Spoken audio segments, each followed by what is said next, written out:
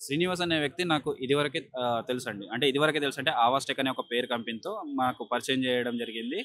Okay. అప్పుడు work from home అన్న పేరుతో మా భార్యకి జాయిన్ చేయడం అని అనుకున్నాను. కానీ అది జాయిన్ చేసిన తర్వాత ఇంట్లో సపోర్ట్ ఇస్తాననుకుంటే అప్పుడు కూడా 2 నెలలకి అలా చేయడం జరిగితే ఆ డబ్బులు నేను అడగడానికి వెళ్తేనే ఇదంతా బయటికొచ్చింది. మీరు జాబ్ లేదు గదా! నేను జాబ్ ఇస్తానని చెప్పి ఇప్పుడు నన్ను కూడా అదే లూప్‌లోకి లాగారు.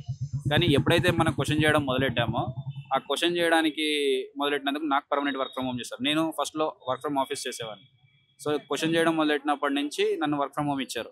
వర్క్ ఫ్రమ్ హోమ్ ఇవ్వడమే కాకుండా ఎప్పుడైతే క్వెషన్ చేస్తున్నామని తెలిసిందో వాళ్ళు నా పైన ల్యాప్‌టాప్‌లు ఎత్తుకెళ్ళాడు, తీసుకెళ్ళాడు అని ఒక క్రిమినల్ కేస్ పెట్టి నన్ను లూప్ చేస్తాను. అసలు లైఫే లేకుండా చేస్తాను అని ఒక థ్రెటన్ కాల్స్ కూడా ఇవ్వడం జరిగింది కొన్ని. ఎవరు ఇది స్వామినాయుడు అండ్ శ్రీనివాస్. దీనికి ఎవిడెన్సెస్ కూడా మా దగ్గర ఉన్నాయి. వాయిస్ రికార్డింగ్స్ కొన్ని. అండ్ ఇంకొక విషయం ఏంటంటే రామ్ అనే వ్యక్తి గురించి ఇప్పుడు నా గురించి కాకుండా ఇది ఫస్ట్ లేవనెత్తింది రామ్ అనే వ్యక్తి.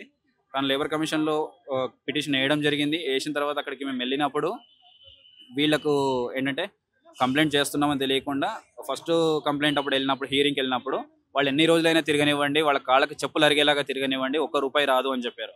నెక్స్ట్ హియరింగ్‌కి వెళ్ళినప్పుడు ఈ హెచ్ఆర్ అనే అమ్మాయిని వెంటబెట్టుకొచ్చి హరాస్మెంట్ కేసు పెట్టిద్దామని తీసుకొచ్చారు. ఎక్కడ నా పైన కాదు, రామ్ అనే ఒక పైథాన్ ట్రైనర్ పైన.